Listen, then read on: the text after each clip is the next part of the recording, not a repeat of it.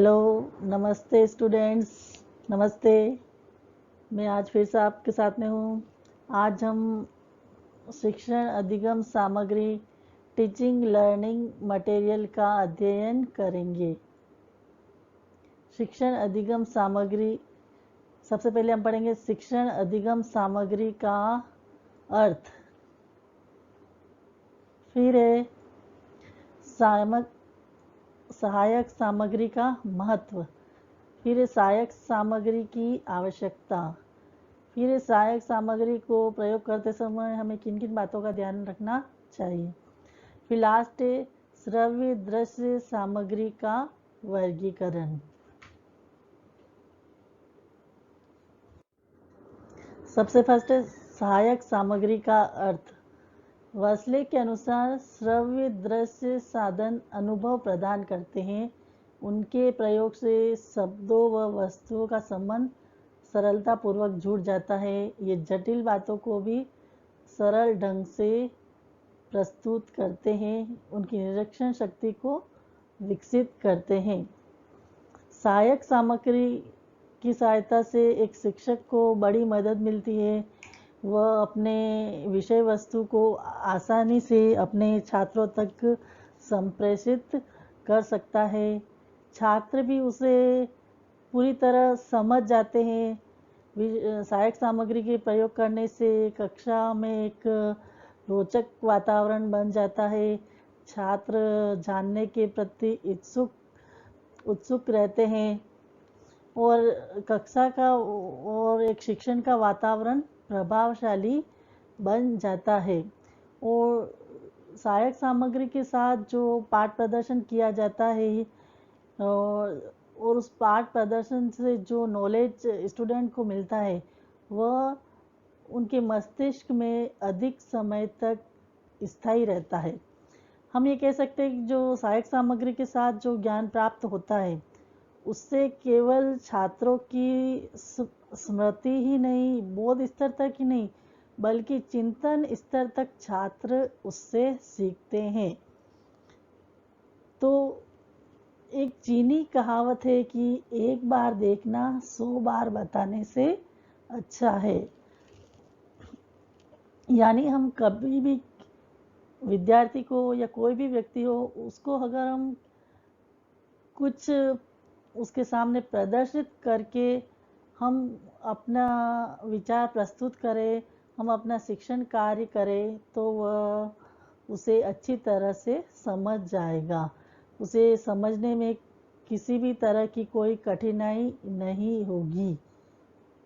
फिर शिक्षण को प्रभावशाली बनाने के लिए विधियों व प्रविधियों के प्रयोग के साथ साथ सहायक सामग्री का प्रयोग भी आवश्यक है। शिक्षण को प्रभावशाली बनाने के लिए बहुत सारी विधि प्रविधि होती है। इसकी मैंने एक अलग से वीडियो बनाई है कि कौन कौन सी विधियाँ शिक्षण को प्रभावशाली बनाती है। हर विषय की अपनी प्रकृति होती है। उस प्रकृति के हिसाब से हमें विधि प्रविधि और सहायक सामग्री का प्रयोग करना पड़ता है। जो बहुत सारी विधियाँ होती हैं जैसे भ्रमण विधि होती है, खेल विधि होती है, क्रियात्मक विधि होती है, प्रयोगशाला विधि होती है, पारिस्थितिक क्लब विधि होती है, प्रयोजना विधि, समस्या समाधान विधि आदि बहुत सारी विधियाँ होती है जिसकी सहायता से एक शिक्षक अपना कार्य या अपना पाठ प्रदर्शन करता है। सहायक सामग्री और शिक्षण विधियों का साथ साथ प्रयोग करने से कक्षा का वातावरण बहुत ही प्रभावशाली होता है। छात्र आगे जानने के लिए उत्सुक रहते हैं। नेक्स्ट हम पढ़ेंगे सहायक सामग्री का महत्व। सहायक सामग्री का क्या महत्व है? सबसे पहले छात्रों का ध्यान एक बिंदु पर केंद्रित करना। हम जो विषय वस्तु पढ़ा रहे हैं उस पर छात्रों का ध्यान केंद्रित करने के लिए सहायक सामग्री की आवश्यकता होती है। जैसे मैं मानचित्र बता रही हूँ, भारत की भौगोलिक स्थिति बता रही हूँ, तो छात्रों का ध्यान केंद्रित करने के लिए अगर मैं मान लो मैंने प्रोजेक्टर ले लिया, मानचित्र ले लिया, तो छात्र का ध्यान मेरी विषय वस्तु पर केंद्रित रहेगा, वो उससे बाहर नहीं जाएंगे, उन्हें रुचिकर लगेगा। यह जटिल व अरुचिकर विषय को भी रोचक, सरल व स्पष्ट बना देती है। अगर कोई विषय कठिन हो, बच्चों को इंटरेस्ट नहीं आ रहा हो, तो हम विभिन्न तरह की सहायक सामग्री लेकर हम उसे पढ़ा सकते हैं। जैसे हम कभी देखते हैं सामाजिक में कितने ही लेसन होते हैं, इतिहास में होते हैं, तो छात्र उसमें रुचि नहीं लेते, तो हम उसमें रोल प्ले मेथड करा ले, कठपुतली दिखा दे, तो इतिहास, सामाजिक, नागरिक शास्त्र जैसे विषय में भी छात्रों की रुचि पैदा हो जाएगी। और जो कठिन विषय हैं उनको भी हम सहायक सामग्री के साथ पढ़ावे, जैसे विज्ञान है, गणित है, हम उसे प्रयोग द्वारा, प्रदर्शन द्वारा, समस्या समाधान द्वारा ऐसी विधियों को लेकर पढ़ाएंगे तो जटिल और रुचिकर विषय भी सरल हो जाएंगे। अब इसके द्वारा छोटी उम्र के बालकों के ज्ञान को उन्नत बनाया जा सकता है। छोटे बच्चे होते हैं, उनको हम देखते हैं कि विभिन्न तरह की उनकी जो कहानी होती है, कविताएं होती हैं, हम उनको पिक्चर के माध्यम से दिखा सकते हैं, तो बच्चे की रुचि जागृत होगी, बच्चे का ज्ञान स्थायी होगा, वह विद्यालय आने में भी झिझक महसूस नहीं करेगा, विद्यालय भी इंटरेस्ट के साथ आएगा, उसे खेल खेल के माध्यम से पढ़ाएंगे। तो आजकल सभी कविताओं की, कहानियों की बहुत सी अच्छी अच्छी वीडियो कैसेट्स वगैरह आती है, जिसको हम छात्र के सामने प्रदर्शित करके छोटी उम्र के बालकों को विद्यालय की ओर आकर्षित कर सकते हैं। फिर सहायक सामग्री की सहायता से दिया गया ज्ञान स्थायी व निश्चित होता है। हम सहायक सामग्री से पढ़ाएंगे तो ज्ञान स्थायी व निश्चित रहेगा, मतलब कि छात्र उससे चिंतन स्तर तक सीख पाएंगे, छात्रों की चिंतन योग्यता का विकास होगा, छात्रों में सृजनात्मक चिंतन, अभिसारी चिंतन, अपसारी चिंतक वो का निर्माण होगा, उनमें अमूर्त व मूर्त चिंतन का भी विकास होगा। मूर्त मतलब जो दिखाई देता है और अमूर्त मतलब जो नहीं दिखाई देता है। तो सहायक सामग्री की सहायता से छात्र चिंतन स्तर तक याद कर सकते हैं। फिर इसके माध्यम से छात्रों की शब्दावली में भी उन्नति होती है, छात्र के जो भाषा है उसमें भी विद्यार्थियों की उन्नति होती है। सहायक सामग्री के माध्यम से मंद बुद्धि बालकों को सीखने में बहुत सहायता मिलती है। जो मंद बुद्धि के बालक होते हैं उनके लिए भी बहुत सारी विधियां हैं, बहुत सारे गेम्स हैं, उनके द्वारा भी मंद बुद्धि बालकों को हम सीखने के लिए प्रेरित कर सकते हैं। मंद बुद्धि बालकों के लिए हम सरल से कठिन ऐसी विधि प्रविधि को अपनाकर अपना शिक्षण कार्य कर सकते हैं।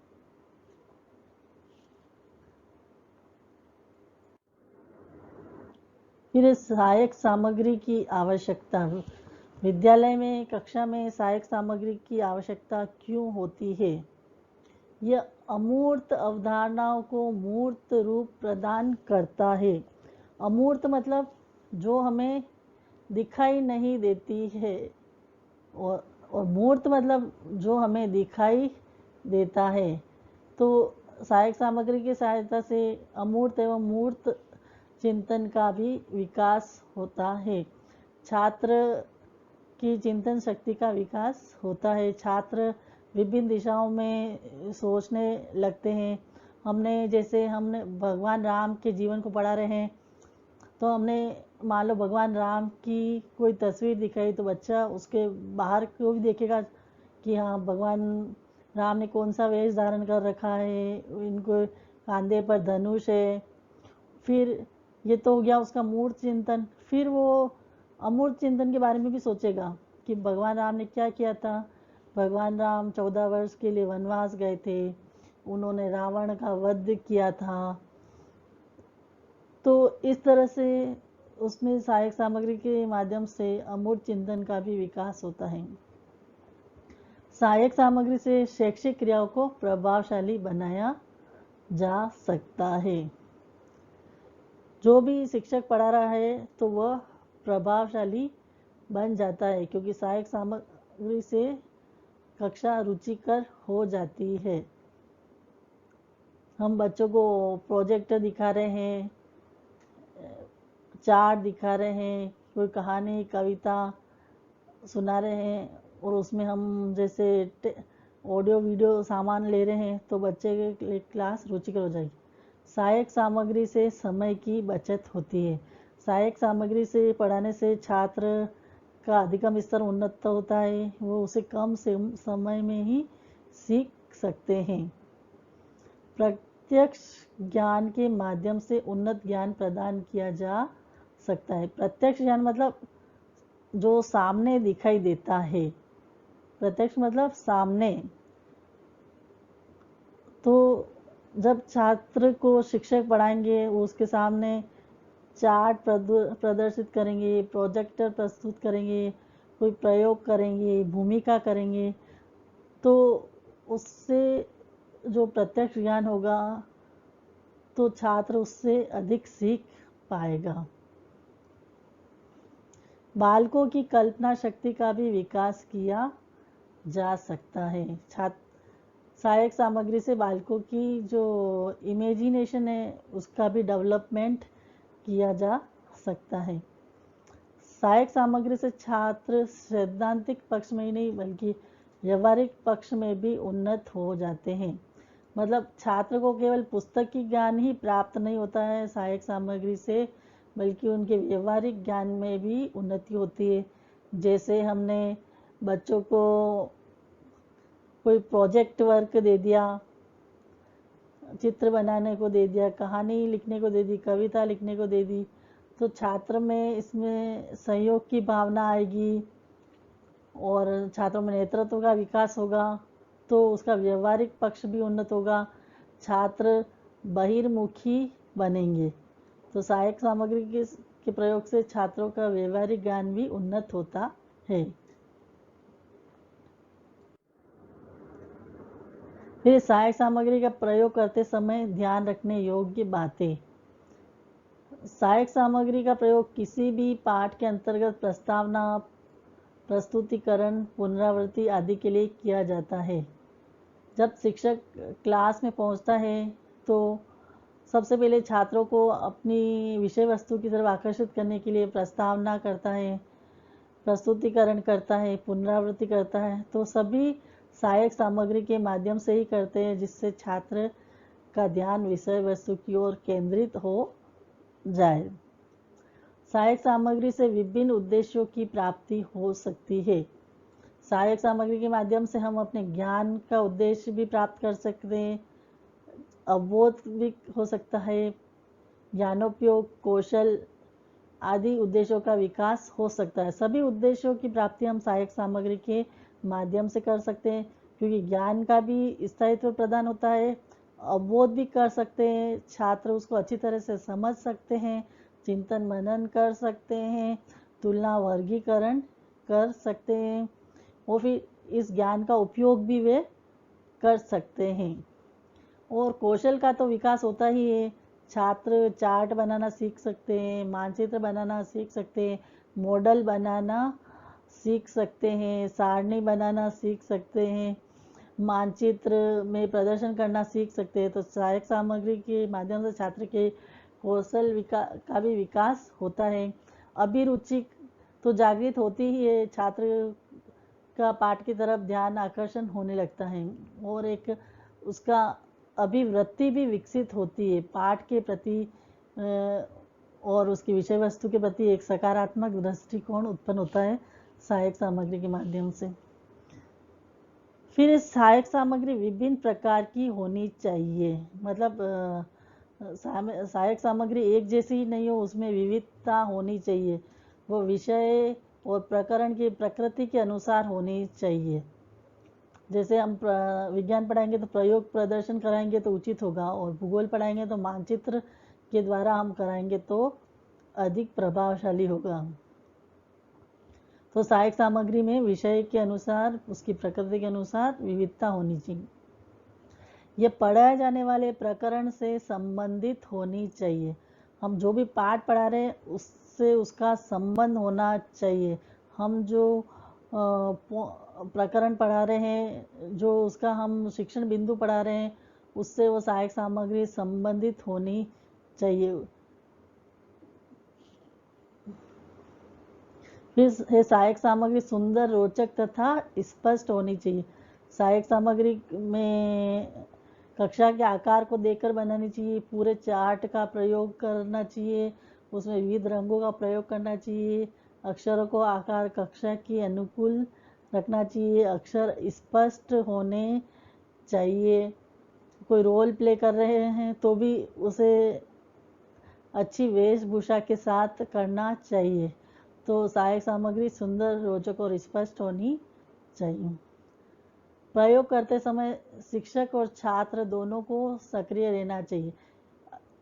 मतलब ये कि अगर शिक्षक कोई सहायक सामग्री का प्रयोग कर रहा है तो वो केवल उसे अकेले ही आगे प्रदर्शित नहीं करे, वो छात्रों को आगे बुलाकर छात्र सहयोग से, छात्र अंतरक्रिया से पाठ का प्रदर्शन करे, जिससे कक्षा शिक्षण कार्य प्रभावशाली रहेगा। वो कुछ भी प्रदर्शित कर रहा है, आगमन निगमन विधि प्रदर्शित कर रहा है तो छात्रों को आगे बुलाएं, प्रयोग कर रहा है तभी छात्रों को आगे बुलाएं, और छात्र सहयोग से पाठ का विकास करे। ये छात्र को संपूर्ण पाठ में जिज्ञासा जागृत करती रहे। सहायक सामग्री ऐसी होनी चाहिए कि वह प्रस्तावना से लेकर समापन कथन तक विद्यार्थियों की जिज्ञासा को जागृत करती रहे, छात्र पढ़ने के प्रति और जिज्ञासु होए।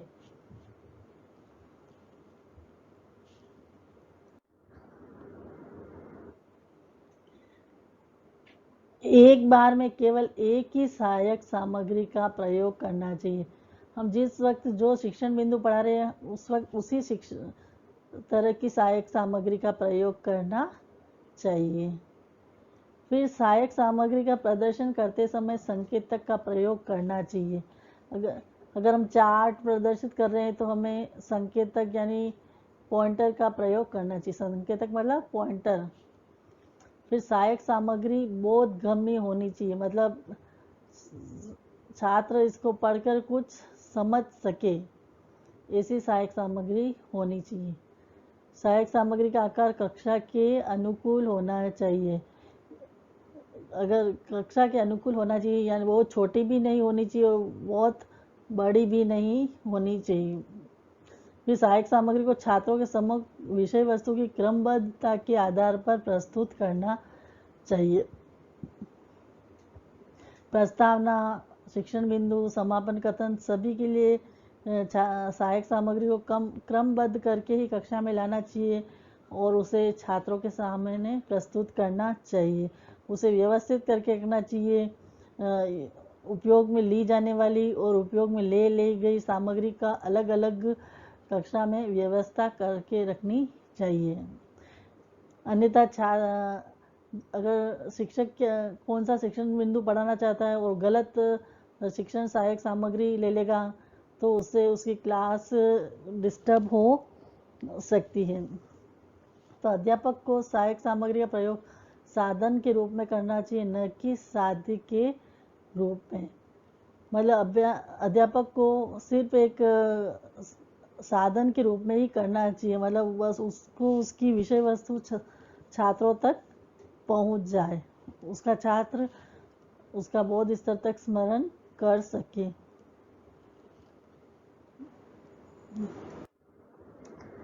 फिर श्रव्य दृश्य सामग्री का वर्णन। और श्रव्य दृश्य मतलब ऑडियो विजुअल। तो ऑडियो विजुअल में सबसे पहले लेंगे हम ऑडियो। श्रव्य सामग्री, तो श्रव्य सामग्री में सबसे फर्स्ट आएगा रेडियो। रेडियो के बारे में तो आप जानते ही हो, रेडियो को आकाशवाणी के नाम से जानते हैं। रेडियो भी ज्ञान का भंडार होता है, उसमें तरह तरह के समाचार, कृषि से संबंधित जानकारी, गीत, संगीत, यानी जीवन के प्रत्येक क्षेत्र का ज्ञान हम रेडियो के माध्यम से हम कर सकते हैं, सुनकर हम कर सकते हैं। चाहे खेल हो, कविता हो, गीत, नृत्य, संगीत, फिल्म, कोई सा भी क्षेत्र हो, हम सुनकर अपना ज्ञान का विस्तार कर सकते हैं। फिर एक ग्रामोफोन, यह भी रेडियो की बात ही, शिक्षण का एक महत्वपूर्ण उपकरण होता है। ये छात्रों को भाषा की शिक्षा दी जाती है। ग्रामोफोन के माध्यम से छात्रों की भाषा की शिक्षा दी जाती है। फिर टेप रिकॉर्डर, टेप रिकॉर्डर में हम किसी की भी आवाज़ को रिकॉर्ड करके कक्षा में या कहीं पे भी प्रस्तुत करना हो तो हम उसमें कर सकते हैं।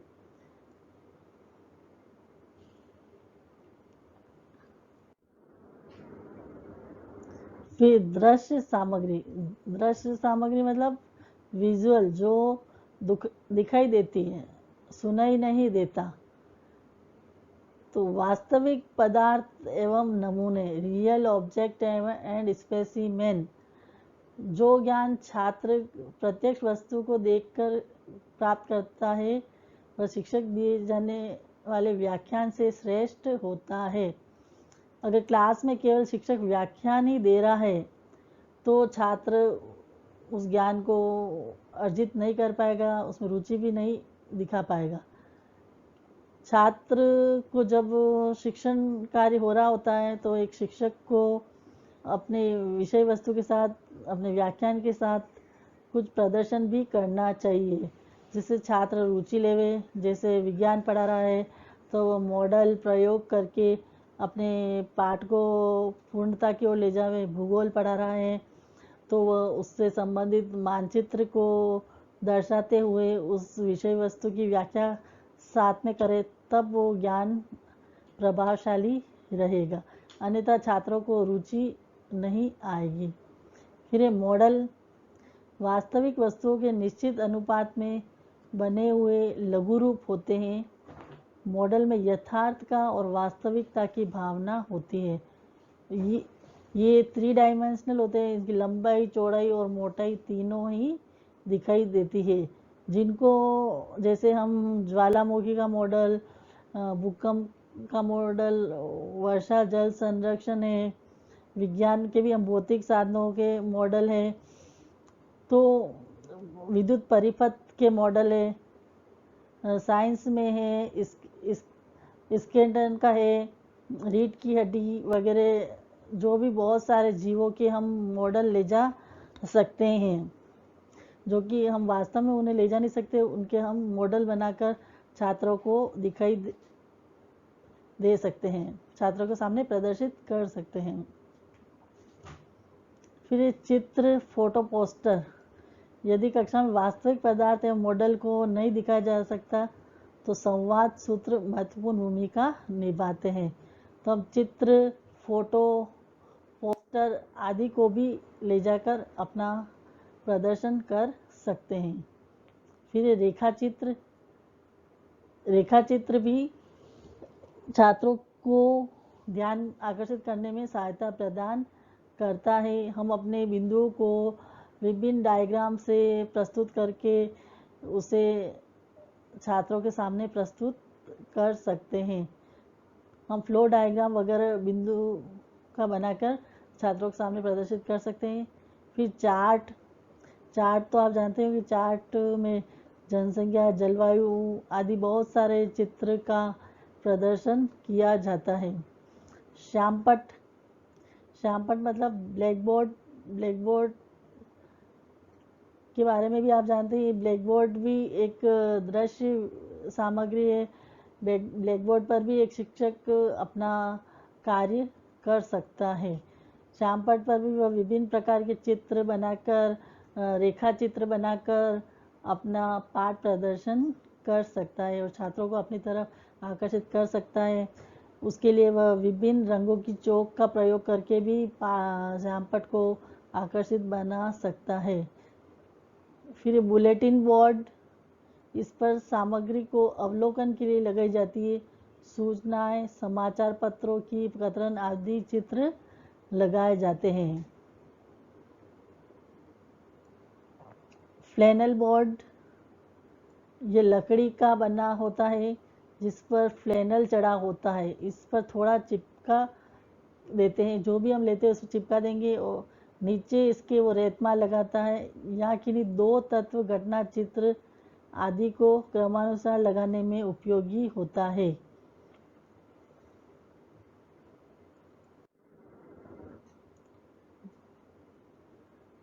फिर श्रव्य दृश्य उपकरण, ऑडियो विजुअल उपकरण, ऐसे उपकरण जिसमें हम सुन भी सकते हैं और देख भी सकते हैं, दोनों कार्य हो सकते हैं, तो वो कहलाएंगे ऑडियो विजुअल उपकरण।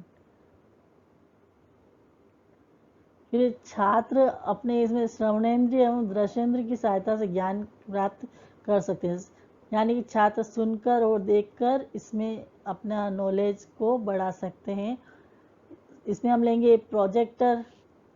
प्रोजेक्टर, इसमें फिल्में, स्लाइडें, ट्रांसपेरेंसी प्रयुक्त की जाती है। इस पर बने चित्र, मानचित्र, रेखाचित्र आदि को प्रोजेक्टर द्वारा पर्दे पर प्रक्षेपित किया जा सकता है।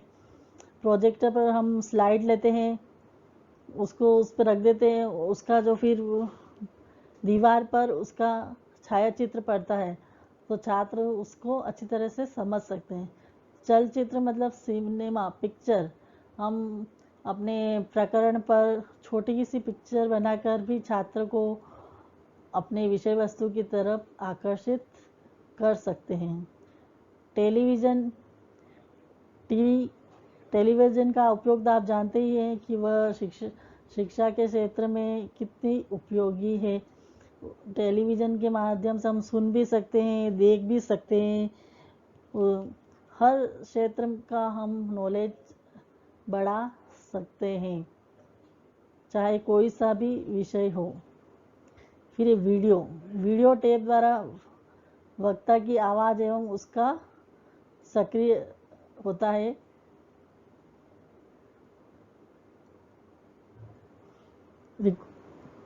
वीडियो आप जानते ही, वीडियो भी रिकॉर्ड की जाती है जिसमें हम वीडियो को देख भी सकते हैं और सुन भी सकते हैं। तो हम अपने कंटेंट की, विषय वस्तु की, या जो हम क्लास प्रदर्शित कर रहे हैं उसकी वीडियो बनाकर भी छात्रों को के सामने प्रदर्शित की जा सकती है।